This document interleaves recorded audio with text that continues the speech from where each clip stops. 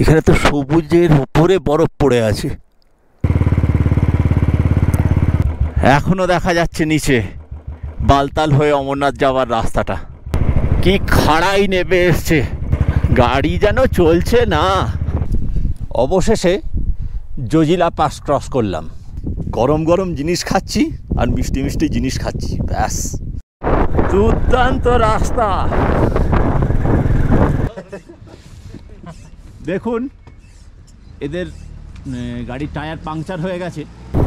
মৈথিয়ান একটা ছোট্ট গ্রাম মনে হচ্ছে। আহা আহা, কোথায় যেন ঢুকে পড়ছি, কোন গর্জের ভেতর দিয়ে। আমি এখন কার্গিল ওয়ার মেমোরিয়ালের মিউজিয়াম যেটা আছে সেখানে আমি দাঁড়িয়ে আছি। এই দৃশ্য দেখবো বলেই তো ছুটে আসা, এত নিচে জল।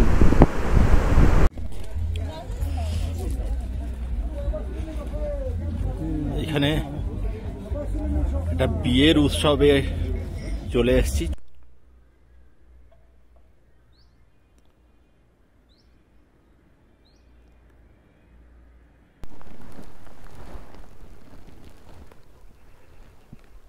অদ্ভুত মানুষের সৃষ্টি, সত্যি অদ্ভুত, পুরো ঝুলছে। আর দেখুন, গুড মর্নিং বন্ধুরা, আমি অর্ণব, আমার ইউটিউব চ্যানেল অরণ্যকে নিয়ে আবার এসে গেছি আপনাদের সামনে। আজ তো একটা ফাটাফাটি দিন, মানে আজকে শুরুতেই আমি দেখাচ্ছি, প্রথমেই দেখিয়ে দিই পাহাড় চূড়ায় সমস্ত বরফ, সমস্ত পাহাড় চূড়ায় বরফ। দেখুন ওইখানে সূর্যের আলো পড়েছে, বরফ পড়েছে। আসলে গত দুদিন ধরে এখানে বৃষ্টি হয়েছে, আর বৃষ্টির পরে কাশ্মীরে অঞ্চলের প্রথম তুষারপাত। মানে প্রথম তুষারপাত মানে বুঝতেই পাচ্ছেন, হ্যাঁ, যে একটা কতটা সবার ভেতর হইচই পড়ে গেছে। যাকে আজকে আমি এই সোনমার্গে আছি, সোনমার্গ থেকে কার্গিল যাব, এবং কার্গিল শুধু নয়, কার্গিলের ইন্টেরিয়ারে ঢুকবো। আর তার আগে এখন আমি চা খাইনি, এখন এমনিই দেরি হয়ে গেছে, সকাল 7টা বেজে গেছে। যদিও এইখানে দেখুন পরপর বাইক, 1 2 3 4 5 6 7 8 9, 9টা বাইক পড়ে আছে। তার ভেতরে আমি সবার আগে বেরিয়ে যাচ্ছি, আর বেরিয়ে যাওয়ার আগে এক কাপ চা, ঠান্ডা লাগছে এইখানে। চলুন আমার সাথে চা খেয়ে নিন।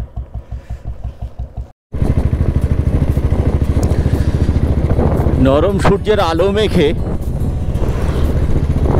বেরিয়ে পড়েছি সোনমার্গ থেকে। এখান থেকে বালতাল 12 কিলোমিটার। সেই বালতাল থেকে অমরনাথ গুহায় যাওয়ার দুটো রাস্তা, একটা পহেলগাঁও হয়ে চন্দনবাড়ি হয়ে, আর একটা এই দিক দিয়ে বালতাল হয়ে যাওয়া যায়।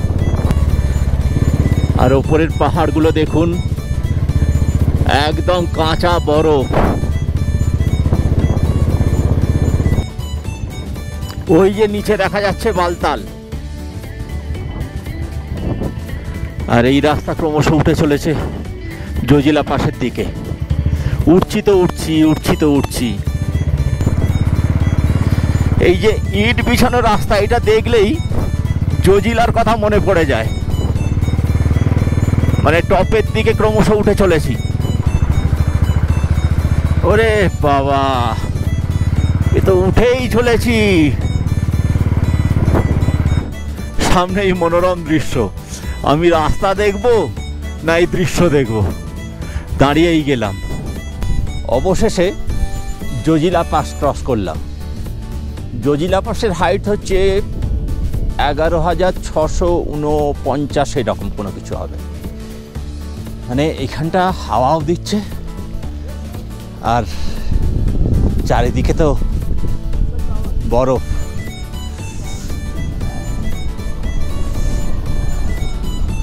এখানে অনেকগুলো দোকান আছে, চা ম্যাগি এসব পাওয়া যায়। আর এই আমার গাড়ি দাঁড়িয়ে আছে। ওইদিকে সোনমার্গ মাত্র 22 কিলোমিটার সোনমার্গ থেকে এসেছি। আর এইদিকে চলে যাচ্ছে আপনার দ্রাসের দিকে। দ্রাস এখান থেকে মোটামুটি 40 কিলোমিটার। এখানে একটা কোনো কিছুই নয়, কাওয়ার অর্ডার করেছি, কি কাওয়া জানি না, একটা তো খেতে হবে। ঠান্ডা লাগছে, হাওয়া লাগছে খুব, গরম গরম জিনিস খাচ্ছি আর মিষ্টি মিষ্টি জিনিস খাচ্ছি, ব্যাস।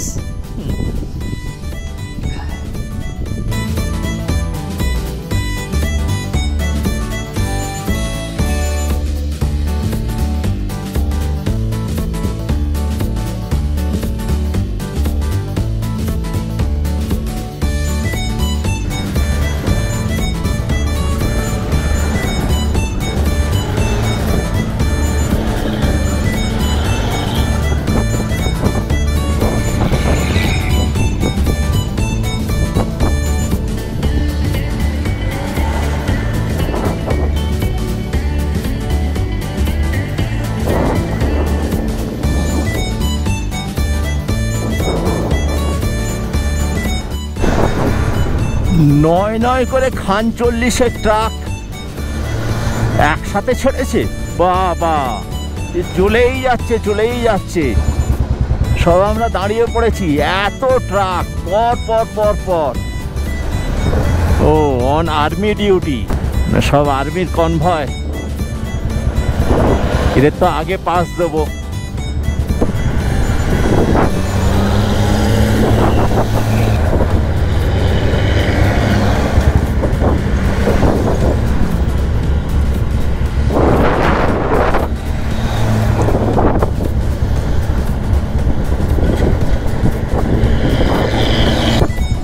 ওই দূরে দেখা যাচ্ছে কত আর্মি কনভয়, অনেক ট্রাকের পর ট্রাক চলে আসছে।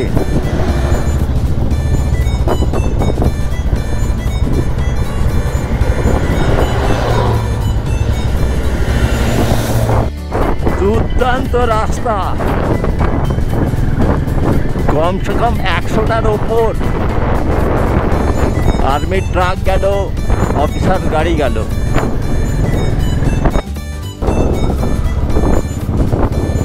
मैथियान 5 किलोमीटर।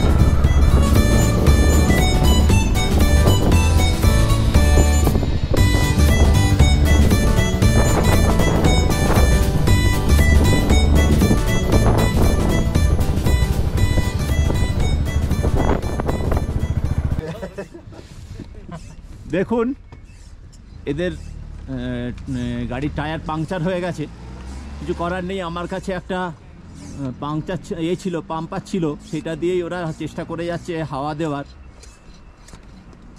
এই জজিলা থেকে জাস্ট আমরা বেরিয়ে আধ ঘন্টা মতো হয়েছে। এটা একটা আর্মি ক্যাম্প, আমি পেছন দিকটা দেখাতে পাচ্ছি না। এখান থেকে 7 কিলোমিটার দূর নাকি একটা পাংচার সারানোর জায়গা আছে। এটা খুব জেনে রাখা দরকার, রাস্তাঘাটে হতেই পারে। আর এখানে কিছু চায়ের দোকান আছে। যাক, মানে এমন যেন কারো না হয়, তবুও এটা রেখেছিলাম বলে ওদের কাজ হয়ে যাচ্ছে। অবশ্যই যখন যেখানে যে কেউ প্রবলেমে পড়ুক, তাদের হেল্প তো করতেই হবে। আমারও হতে পারে এরকম জিনিস। মৈথিয়ান একটা ছোট্ট গ্রাম মনে হচ্ছে। আর এদিকে পাহাড় দেখেছেন, একদম রুক্ষ, কোনো গাছপালা নেই। এতদিন সবুজের ছোঁয়া দেখিয়ে এসেছিলাম, আর এইবারে পুরো রুক্ষ অঞ্চল। জজিলা থেকে যে প্রথম গ্রামটা পড়লো এই মৈথিয়ান গ্রাম, প্রায় 8-10 কিলোমিটার পরে। এখানে হোটেল আছে, হ্যাঁ বেশ কিছু হোটেল আছে, থাকার জায়গা আছে। এই গ্রামেতেই মানে বাইক লিকেজ টিকেজ হলে সার্ভিস করে।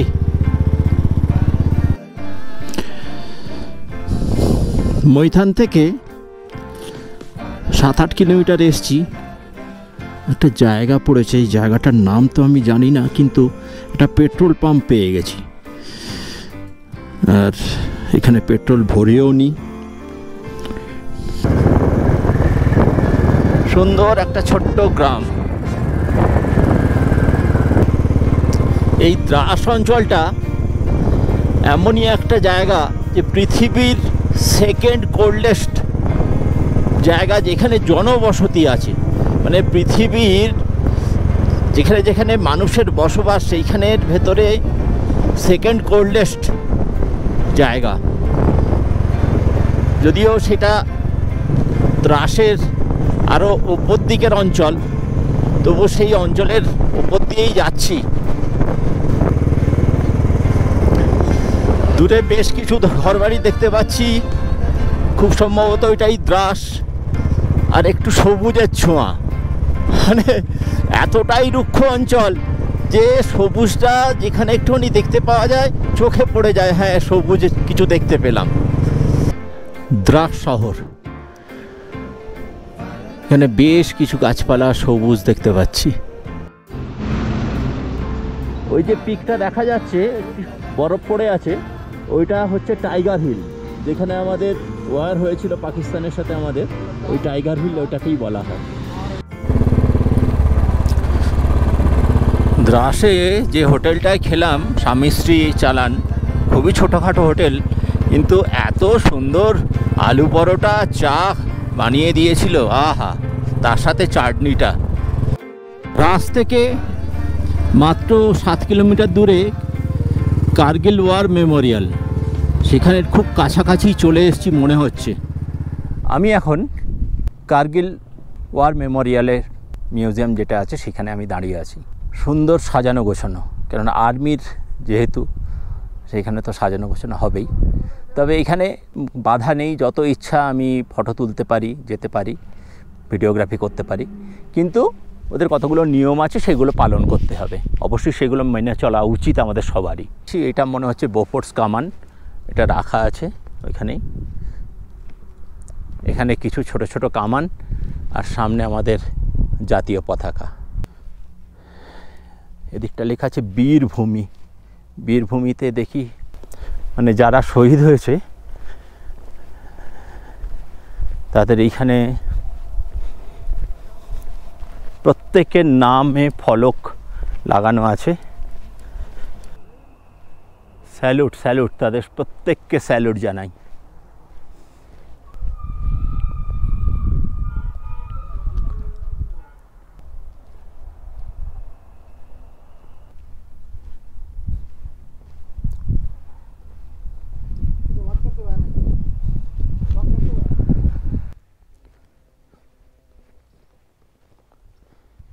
এনাদের আত্মবলিদানের নিরিখে আমরা কার্গিল ওয়ার জিতেছিলাম, তারই একটা স্ট্যাচু মতো করে রাখা হয়েছে।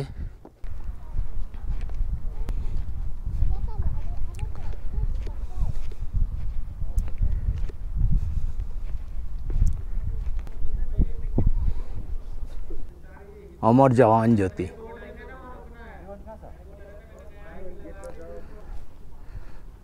বোফোর্স কামানের সামনে।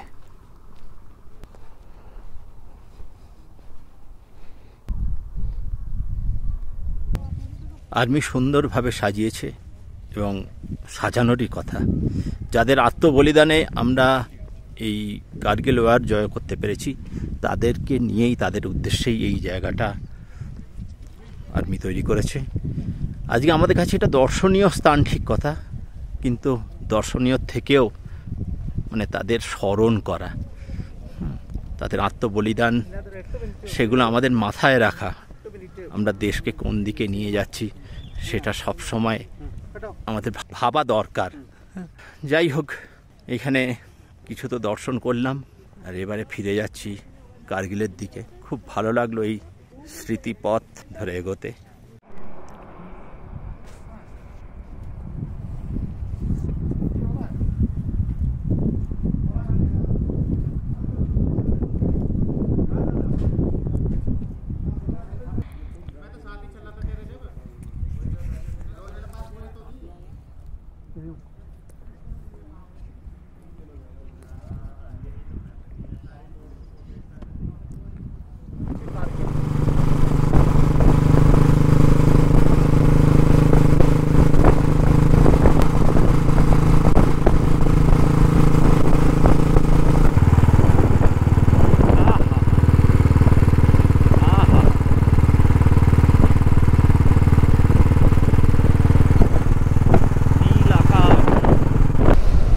কার্গিলের খুব কাছাকাছি চলে এসেছি।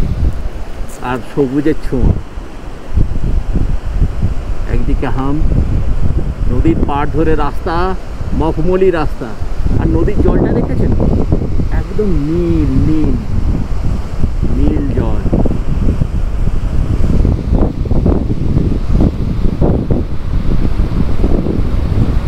এই দৃশ্য দেখবো বলেই তো ছুটে আসা। এত নিচে জল আর কোথায় গেলে দেখতে পাওয়া যায় এরকম সবুজের ছোঁয়া। দেখুন ওপরটা রুক্ষ রুক্ষ, মাঝখানে সবুজ সবুজ, আর তার নিচে নীলচে জল। কার্গিল শহরটাকে বাইপাস করে আমি বেরিয়ে যাচ্ছি অন্য রাস্তা দিয়ে। কি জানি আমি ঠিক করলাম কিনা।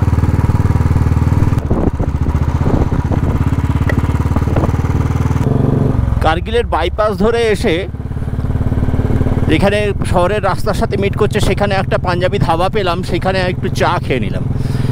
আর বম্বে থেকে আসা যে 4টে ছেলে, তারা কার্গিল শহরের ভেতর দিয়ে এসছে কিন্তু খাবারের খোঁজে।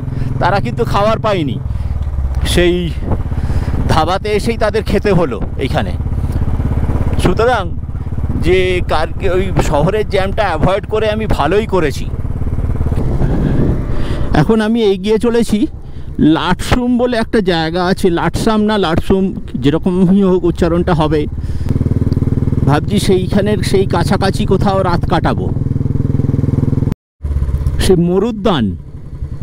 মরুদ্যানের মতোই দেখতে লাগছে। ঘড়িতে এখন সন্ধে 6:30।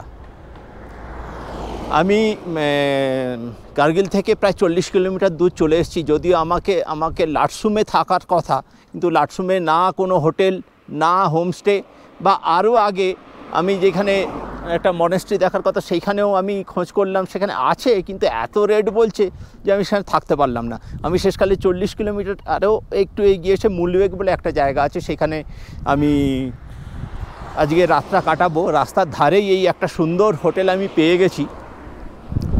মাত্র 600 টাকায় আমাকে রুম দিয়ে দিয়েছে, রুমের সাথেই রেস্টুরেন্ট। আর এইখানে একদম এলাকাটা এত সুন্দর এরিয়া, আর একদম নির্জন নিরিবিলি, মানে এত সুন্দর জায়গা আমি তো পাবো ভাবতে পারিনি। আর সামনেই হাইওয়ে।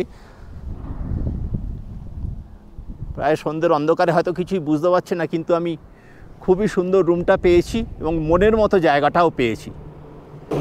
আজকে আর সেই আমার মনেস্ট্রিটা দেখা হলো না, কেভ মনেস্ট্রি, সেটা দেখা হলো না। সেটা কালকে সকালবেলা ওইটা দিয়ে শুরু করে লাটসুম হয়ে ডান দিকে চলে যাব, 2টো পাস পেরোবো।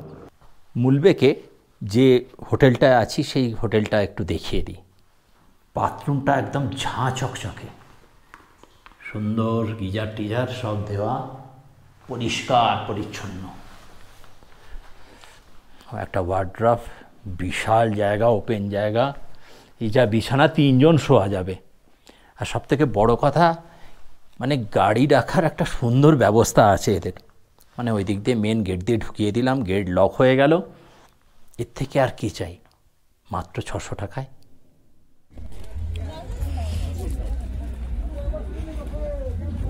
এখানে একটা বিয়ের উৎসবে চলে এসেছি, বিয়ে করে ফিরেছে। এখানে কন্যা আর এখানে বর মশাই বসে আছেন।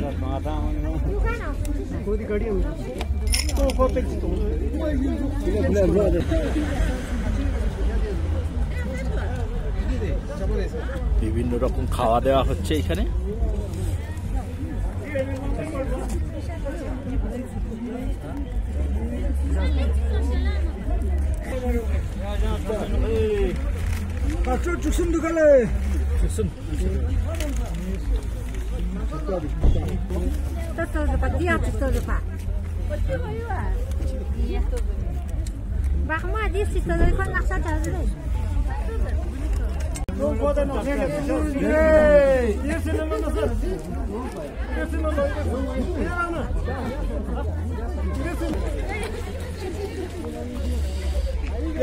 এই দুলান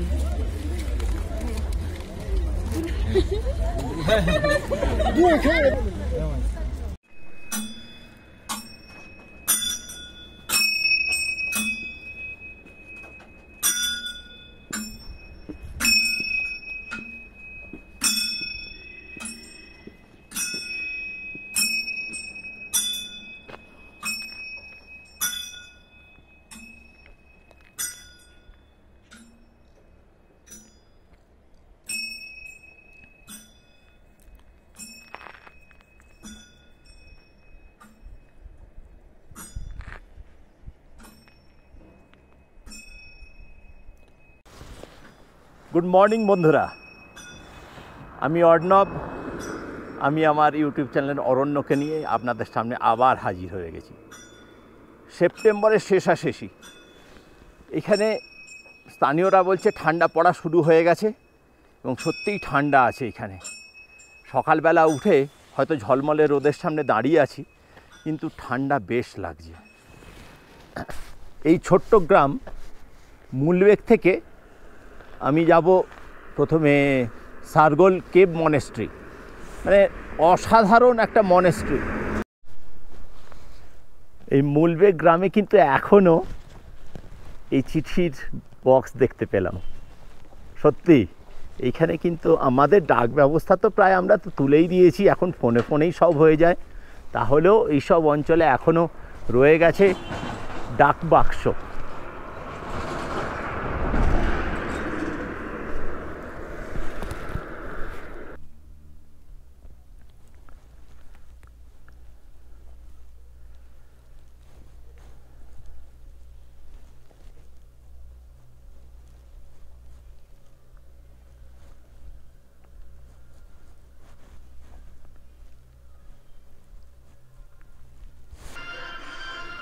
আলু পরোটা, দই, এটা কি ডাল দিয়েছে, আচার, একদম গরম গরম। আর আমিও বসে পড়েছি আর সামলাতে পারছি না। তারপর চা, তারপরে চলেন।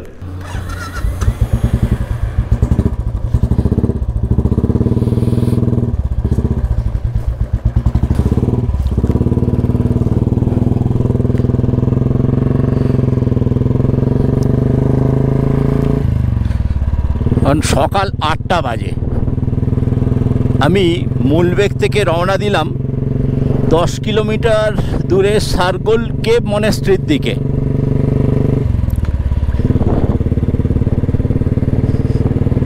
মূলবেগ গ্রামটা সত্যি অসাধারণ লাগছে, অসাধারণ। সকালবেলা রোদ পড়েছে, সত্যি অসাধারণ গ্রামটাও। এখানে তো যে হোটেলটায় ছিলাম সেখানে তো আলু পরোটা, চা খেয়ে নিলাম। সারাদিন আজকে কোনো কিছু খাওয়া জুটবে কি না আমি নিজেও জানি না। এই মূলবেগে বেশ কিছু হোমস্টে বা এরকম হোটেল আছে।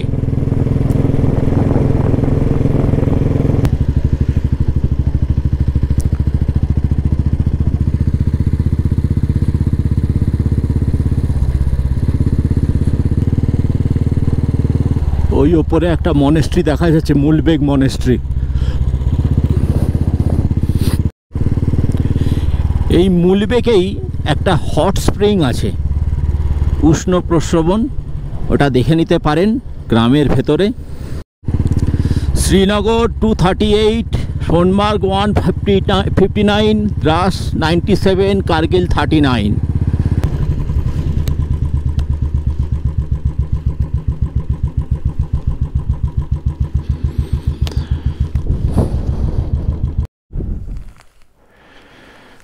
দেখুন পাহাড়ের গায়ে, ওই রুক্ষ পাহাড়ের গায়ে হ্যাঙ্গিং, মানে গুহার ভেতরে। এই জন্যেই সারগোল কেভ মনেস্ট্রি বলা হচ্ছে একে।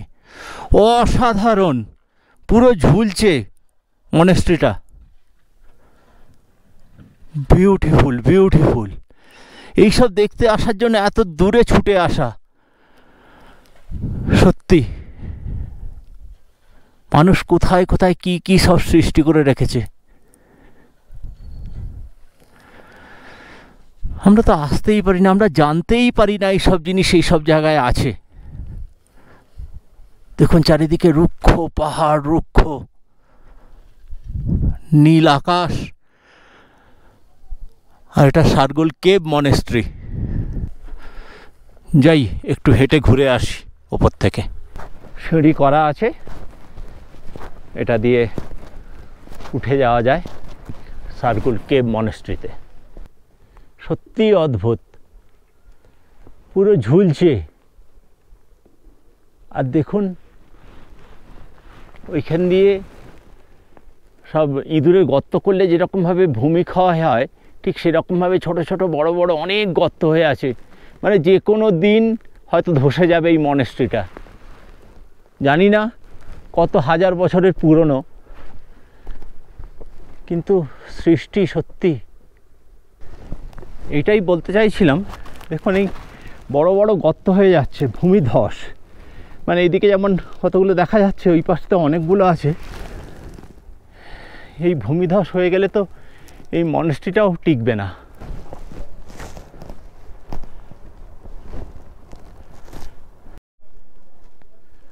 ওই ভগবান, এ তো মনেস্ট্রির দরজা তালা দেওয়া। যা, ভেতরে ঢুকতে পারবো না। আরে এর ভেতরে তো ছোট ছোট গুহা মতো অনেক কাঠ টাট জড়ো করা আছে। হ্যাঁ, এখানে তো বরফ পড়েই, ভীষণ শক্ত, যেন মনে হচ্ছে সিমেন্ট দিয়ে তৈরি করা, মানে ঢালাই করা। এত সহজ নয় এগুলো। ইস সাবাস, এত সহজ নয় এগুলোকে মানে ক্ষয়ে যাওয়া, ভেঙে যাওয়া। সিমেন্টের কি মাটি কে জানে, ভীষণ শক্ত এইগুলো। এখান থেকেই সারগোল মনেস্ট্রির এদিকে ছবিটা দেখিয়ে দিই। আর এই রাস্তাটা সোজা উঠে যাচ্ছে 40 কিলোমিটার দূরে সাপিক গ্রামে চলে যাচ্ছে। জানি না কোথায় সাপিক গ্রাম, কি আছে সেইখানে। যাক, ফিরে যাওয়া ছাড়া আর উপায় নেই। হ্যাঁ, ভেতরে ঢুকতে পারলাম না মনেস্ট্রির ভেতরে, এটা একটা দুঃখ রয়ে গেল। তবে মানুষের যে সৃষ্টি আর তার মানে এইগুলো দেখে এই মন প্রাণ ভরে গেল। কিন্তু আমার ইউটিউব চ্যানেল অরণ্য 360 ডিগ্রিতে আমার একলা একার 22 দিনের সফরের জম্মু কাশ্মীর এবং লাদাখের প্রত্যন্ত গ্রামে ঢুকে পড়েছি। তার বেশিরভাগ আপনারা দেখেই নিয়েছেন। এখন আমি সবুজ ছেড়ে ঢুকে পড়েছি রুক্ষ ও শুষ্ক অঞ্চলে। কিন্তু রুক্ষ হলে কি হবে, প্রকৃতি এখানে নিজেকে ঢেলে সাজিয়েছে। কোনটা দেখাবো আর কোনটা দেখাবো না কিছুই ভেবে পাচ্ছি না। গতকাল সোমনাথ থেকে শুরু করে দ্রাস কার্গিল হয়ে মুলবেকে এসেছিলাম, আর আজ মুলবেক থেকে অদ্ভুত সারগোল কেভ মনেস্ট্রি দেখলাম। আর আজই আমার এই সিরিজের ভয়ঙ্করতম দিন। সেই গল্প না হয় অন্য আর একদিন শোনানো যাবে। দেখতে দেখতে এই এপিসোডটা অনেক বড় হয়ে গেল, তাই আর নয়। এবার বলুন, আমার এই ইউটিউব চ্যানেল অরণ্য 360 ডিগ্রি কেমন লাগলো? ভালো লাগলে অবশ্যই কমেন্টস করুন। আপনাদের এই ভালো লাগাটাই আমার প্রাপ্তি। তাই আমাকে উৎসাহ দেওয়ার জন্যে অবশ্যই লাইক, শেয়ার এবং সাবস্ক্রাইব করুন। ধন্যবাদ।